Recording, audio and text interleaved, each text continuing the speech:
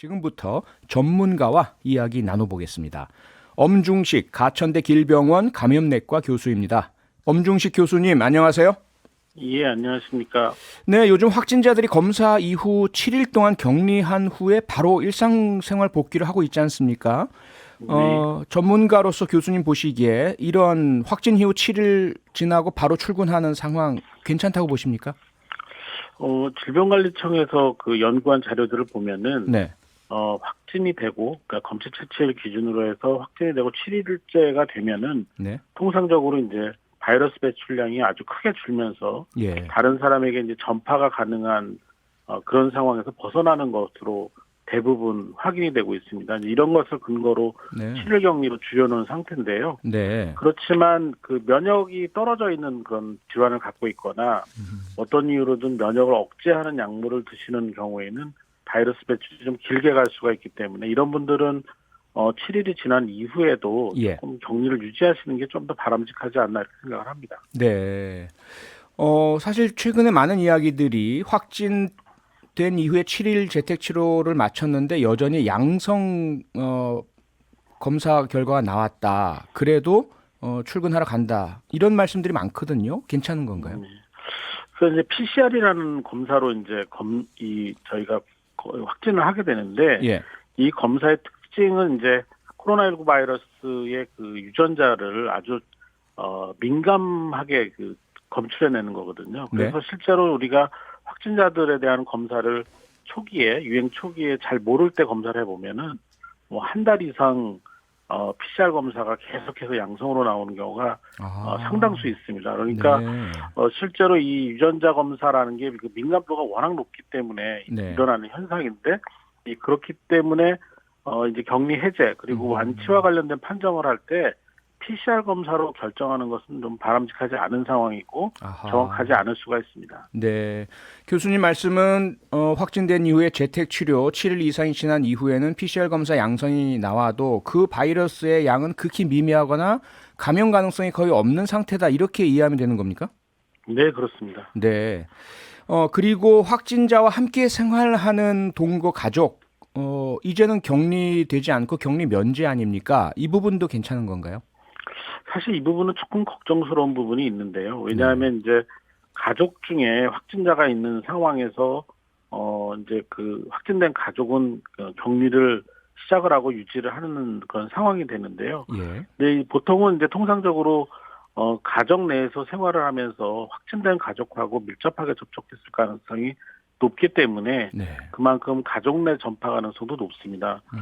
그래서 일단은 지금 현재로서는 백신 접종을 하신 경우에는 수동 감시 대상이 되고 최근에는 이제 미접종자도 네. 수동 감시 대상으로 이제 전환이 된 상태이긴 하지만 그래서 이제 그 확진된 가족이 격리를 해제하는 시점, 네. 그러니까 보통 7일째 되는 시점에는 다른 가족들이 PCR 검사를 다시 한번 받아서 아하. 잠복기가 지난 상태에서 네. 확진되는 상황인지를 꼭 한번 확인을 하셔야 됩니다. 네네.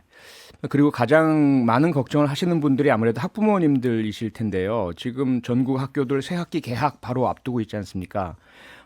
등교 괜찮은지 많은 이제 걱정, 불안, 의문 가지고 계시는데 교수님 어떻게 보십니까?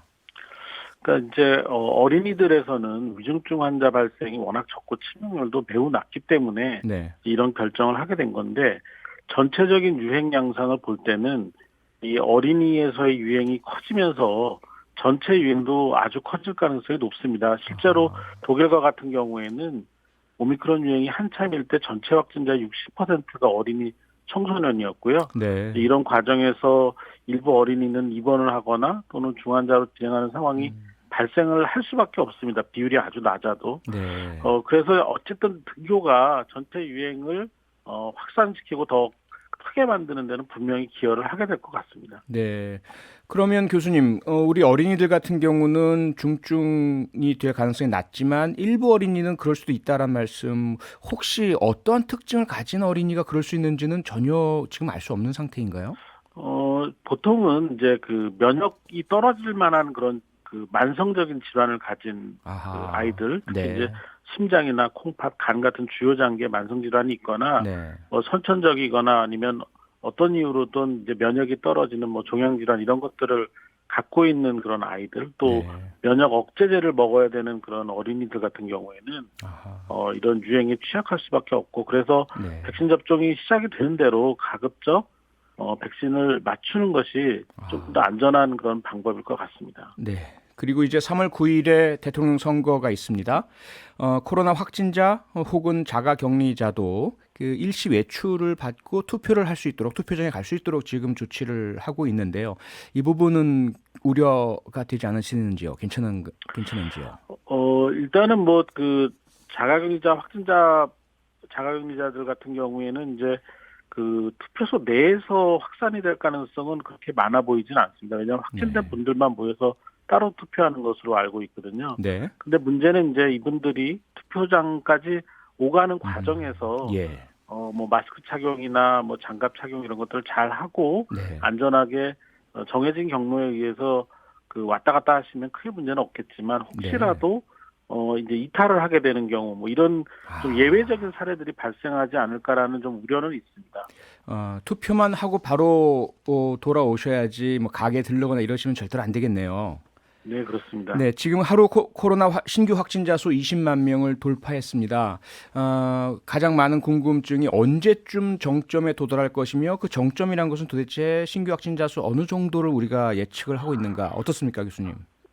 우리보다 오미크론을 먼저 유행한 나라들의 상황을 보면은 실제 정점을 그 실시간으로 확인하지 못하는 경우가 대부분이었습니다. 결국은 일정한 시점이 지나서 확진자들이 줄어들고 네. 그런 것들이 지속이 될 때 이게 정점이 지났구나라고 확인을 하게 됐거든요. 우리 경우에는 3월 둘째 주, 셋째 주쯤이 정점이라고 추정은 하고 있지만 실제로 이제 확진자가 그 증감의 그 양상을 보고 아마 확인하게 될 것 같고요.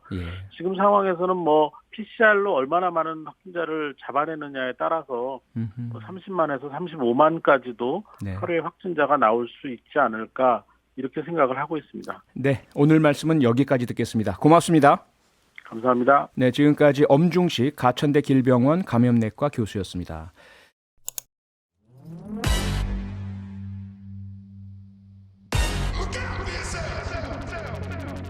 더 유능한 민주정부로 더 성장하는 나라를 만들어 공정이 돌아오고 우리가 알고 있던 상식이 돌아오는 날로 대전한 대혁신의 시대를 열어나가고 싶은 국가의 시대, 시장의 시대를 넘어 시민의 시대를 열겠습니다.